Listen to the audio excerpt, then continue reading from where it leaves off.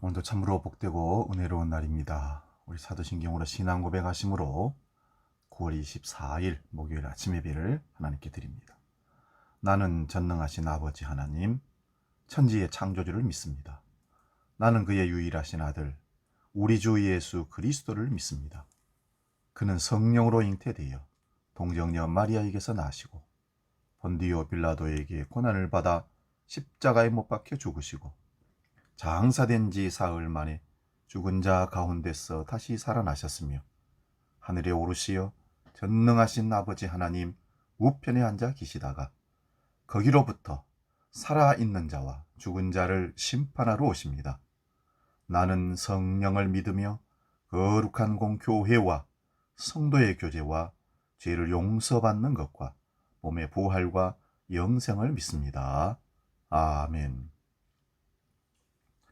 오늘 아침 우리에게 주시는 하나님 말씀은 구약성경 사무엘상 21장 10절에서 22장 2절까지 봅니다. 제가 가진 성경으로는 구약성경 446면에 있습니다.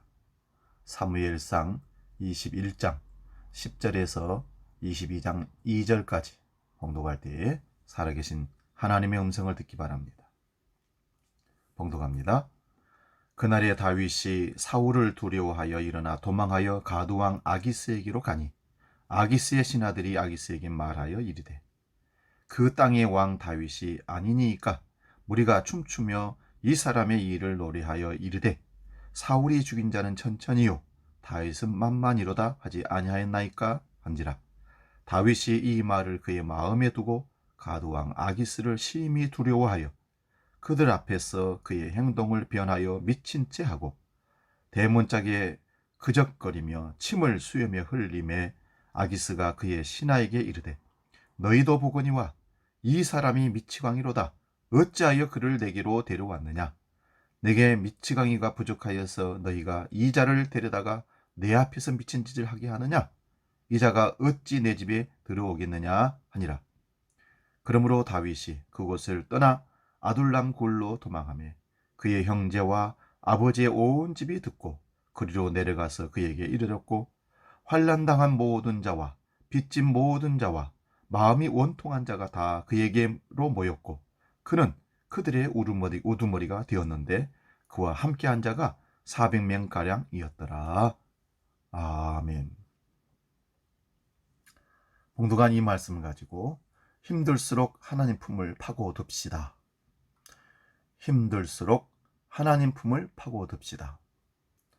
우리 어릴 때 부모님들의 훈육이 좀 강해지면 매를 들고 때리는 경우가 있었습니다. 어린 아이들이 참 놀다 보면 여러 가지 어른들 마음을 아프게 하는 일들, 사고들을 많이 치죠. 그럴 때 부모님이 매를 들게 되는데 매를 맞는 형태가 두 가지 모습으로 나타납니다. 하나는 성질이 좀 강한 아이가 있습니다. 고집도 세고 그래서 자기 잘못을 절대 말하지 않고 묵묵히 매를 맞거나 도망을 치게 됩니다. 거리를 두면서 매를 맞으면서 자기 잘난 것을 계속 얘기할 때 자기 잘못을 용서를 구하지 않을 때 부모님은 더 화가 나서 매를 때리게 되는 거죠.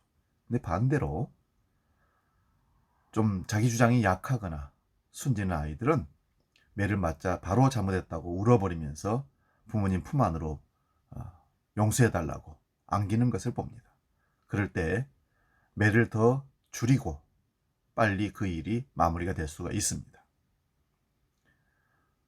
오늘 우리는 하나님 앞에서 힘들수록 고난이 왔을 때 바로 품으로 파고드는 지혜로움이, 진실됨, 회개함이, 믿음이 있어야 됩니다.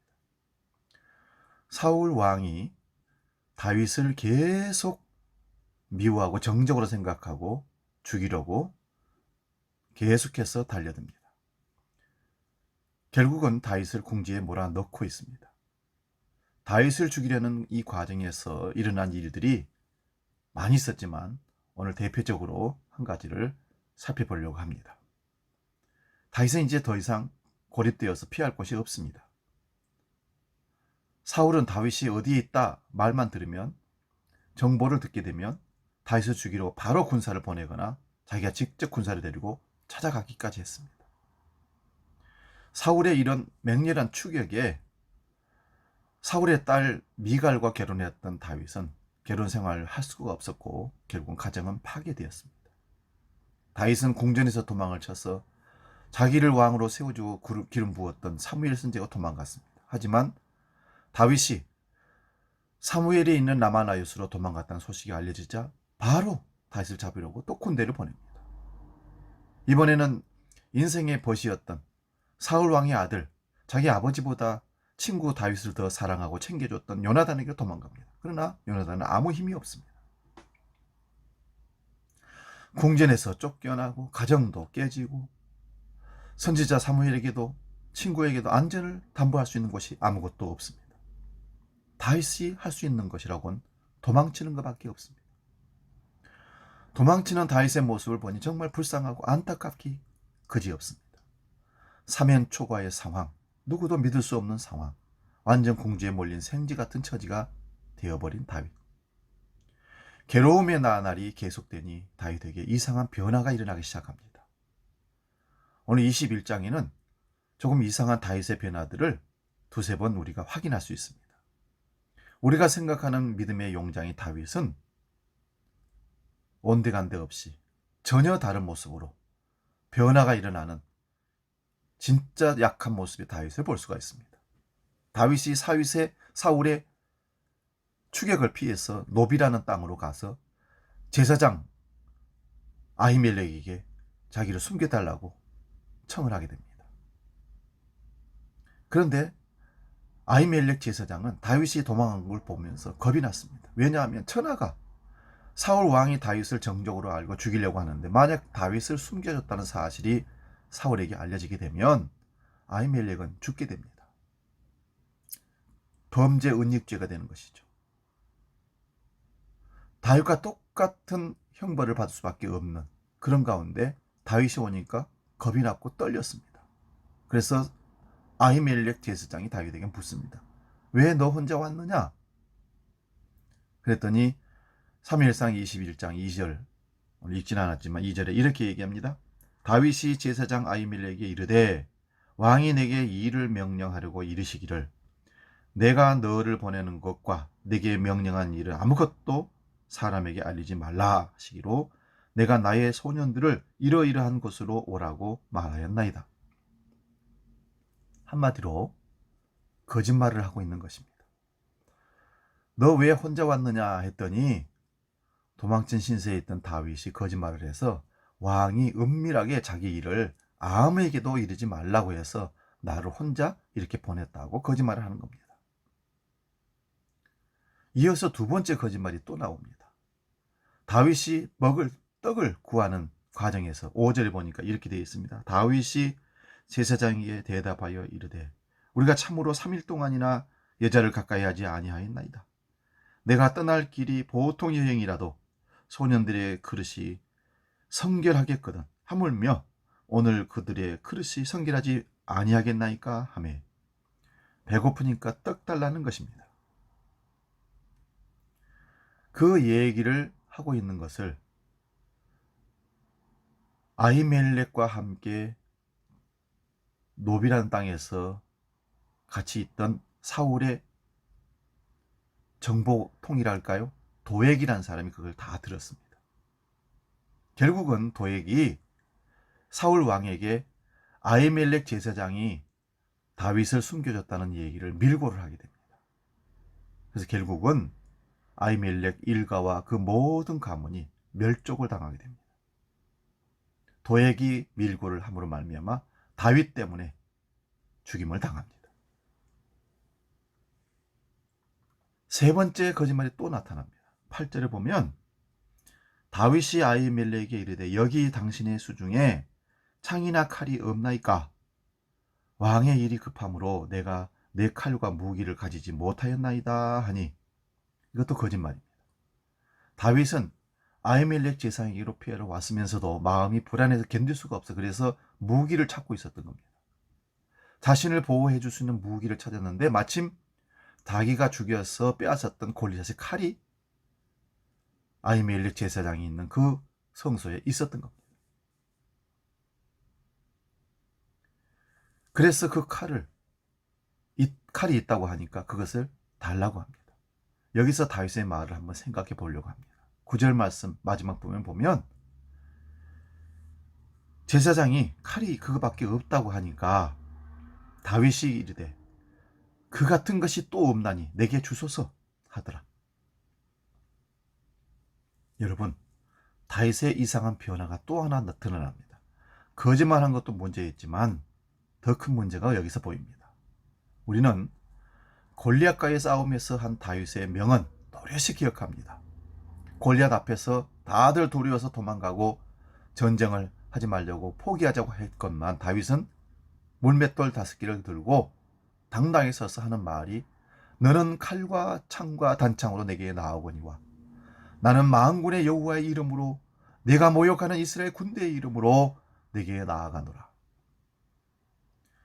여호와의 구원하심이 창과 칼에 있지 아니함을 많은 무리에게 선포했던 사람, 알게 했던 사람이 다윗입니다.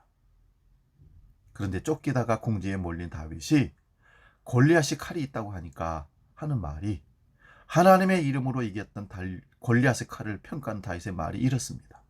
그 같은 것이 또 없나니 내게 주소서. 최고의 무기입니다. 그런 얘기입니다. 골리앗의 칼이 최고라고 하는 것입니다. 다윗에 대한 환상이 깨지는 순간입니다. 다윗의 용기가 다 어디로 갔습니까?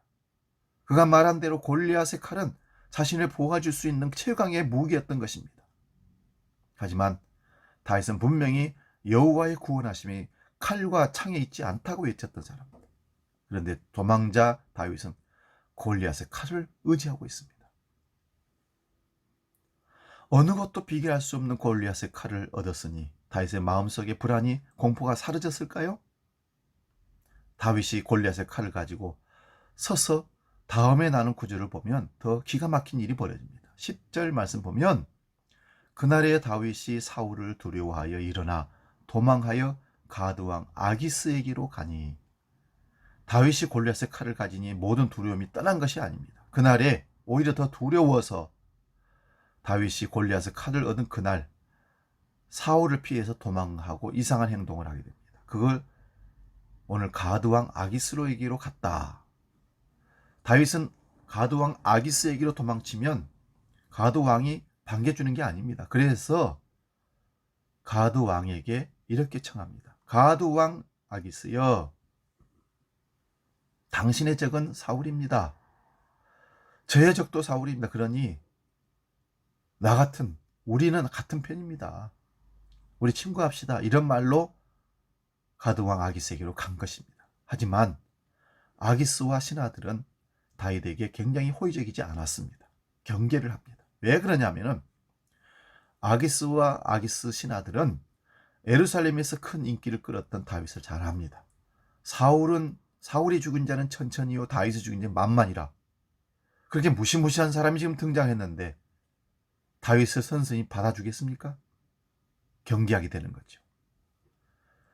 블레셋의 자랑거리였던 골리앗을 쳐 죽인 다윗이 경계의 대상이 될 수밖에 없는데 그를 받을 수가 없는 거죠. 그때 분위기가 이상하게 감지가 됩니다. 다윗이 생각하기를 더 이상 이대로 여기서 있다가는 자기 목이 달아날 이구반 상황인 것을 깨닫게 됩니다. 그러자 다윗이 살기 위해서 성문을 긁어대면서 수염 위로 침을 질질 흘리고 온몸을 벌벌 떨면서 미친 짓을 합니다.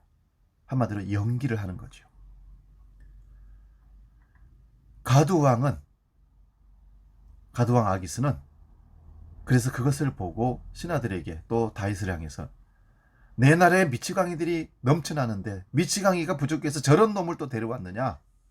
당장 쫓아보내라! 했지만 다윗의 그 뛰어난 연기력 덕분에 목숨만은 건지게 되었습니다. 우리는 믿음의 용장 다윗을 기억합니다. 그래서 다윗이 다시 한번 믿음으로 외치며 하나님의 권능을 보여주었으면 참 좋았으련만 살기 위해서 미친 짓을 해서 연기해서 목숨을 건진 다윗만 보게 됩니다. 여러분, 한 나라의 왕이 될 사람이 침을 질질 흘리면서 미친 짓을 하면 그 모습을 보면 우리는 그 사람이 어떤 모습으로 지금 어떤 모습 속에 살아가고 있는지를 확인할 수가 있습니다. 고난이 두려운 것은요, 하나님을 향한 믿음을 무너뜨리는 데 있기 때문에 그렇습니다. 다윗도 마찬가지입니다. 고난이 너무 힘들면 하나님을 바라보는 믿음이, 그 눈이 흐려지게 됩니다. 당장 닥쳐온 고난에 집중하게 됩니다. 하나님에게 집중해도 살기가 힘든 상황인데 하나님에게 집중하지 못하고 고난에다가 집중하다 보니까 마음이 산란해지고 정신이 없는 겁니다. 하나님을 향한 그래서 믿음이 무너뜨려지는 것입니다. 이것이 바로 고난이 무서운 이유입니다. 다윗도 예외는 아니었습니다. 계속되는 사울의 추격에 다윗 쫓아던 믿음이 무너지고 맙니다. 고난에 집중하지 말고 여러분, 하나님께 집중할 때 길이 보이고 결론이 보입니다. 끝이 보인다는 것입니다. 우리 믿음의 용장 다윗도 계속되는 고난에 믿음이 무너져가는 것을 우리가 확인했습니다. 다윗도 우리와 같은 사람이니까 실수도 할 수 있고 실패할 수도 있고 이렇게 무너질 수도 있습니다. 그럼 다윗이 무너져갈 때 하나님은 무엇을 하셨을까요? 우리 22장 1절을 보면 이렇게 기록되어 있습니다. 그러므로 다윗이 그것을 떠나 아둘람 굴로 도망하매 그의 형제와 아버지의 온 집이 듣고 그리로 내려가서 그에게 이르렀고. 여기 그러므로라는 말은 단순한 접속사가 아닙니다. 그러므로라는 단어는 결론을 맺는 말로서 그러므로 우리는 이렇게 할 겁니다. 그러므로 이렇게 됩니다. 라는 결론에 도달하는 단어입니다.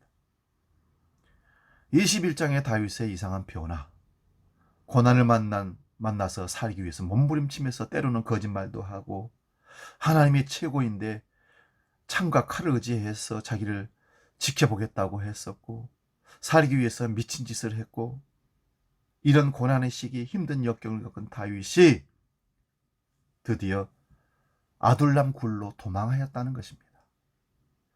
다윗은 광야로 도망갑니다. 그 광야의 한 동굴로 숨어 들어갑니다.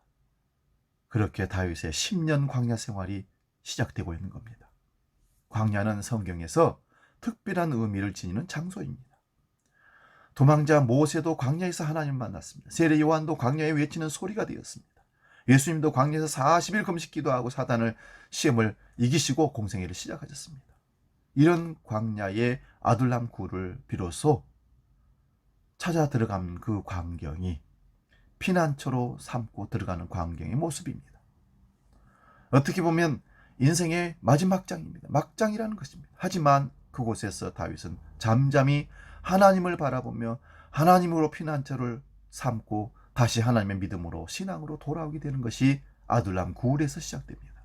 그래서 1절에 그러므로 라는 단어는 아주 특별한 의미로 우리에게 다가옵니다. 오늘 말씀 제목을 다시 한번 생각해 봅니다. 그러므로 힘들수록 하나님 품을 파고듭시다. 힘들 때 찾아야 할 피난처가 하나님의 품입니다. 힘들 때 하나님 품을 파고 들어갑시다. 여기서 우리가 성경을 한 번 더 찾아보려고 합니다. 시편 57편입니다. 제가 소개합니다. 시편 57편은 다윗이 사울을 피하여 아둘람 굴로 피했을 때 고난 가운데 믿음을 다시 찾은 그 광경을 지었던 시가, 다윗의 시가 시편 57편입니다. 아둘람 굴로 도망갔던 다윗이 산란한 흩어졌던 정신을 다시 수습하고 다시 신실했던 복동으로 돌아가는 그 광경을 거기서 확인할 수 있습니다. 그리고 진정한 평안이 어디에 있는지, 참된 안식은 어떻게 얻을 수 있는지, 자신의 피난처가 어디인지 재확인할 수 있는 곳이 아둘람 굴이었습니다. 세상 그 어디에서도 피할 곳이 없었을 때, 사면초가의 상황이 되었을 때 다윗은 드디어 하나님께로 피하는 것이 살 길이라는 것을 알게 되었습니다. 다윗은 아둘람 굴에 혼자 들어가 누워서 찬양을 하기 시작합니다. 하나님이여, 내게 은혜를 베푸소서. 내게 은혜를 베풀어 주소서. 내 영혼이 주께로 피하되 주의 날개 그늘 아래서 이의 재앙들이 지나가기까지 피하리이다. 시편 57편에서 그렇게 고백합니다. 사랑하는 여러분, 힘들수록 하나님 품을 파고들어야 됩니다. 코로나 위기로 경제 위기로 파탄 날 지경이 되어 있는데 우리가 안전하게 피할 안전한 장소가 어디 있겠습니까? 우리 피난처는 세상에는 없습니다. 하나님을 피난처로 삼으시기 바랍니다. 여러분의 마음을 든든하게 하는 돈이나 사람이 아니라 하나님께 가서 몸을 의탁하시기 바랍니다. 주님 말씀하십니다. 평안을 너희에게 끼치노니 곧 나의 평안을 너희에게 주노라.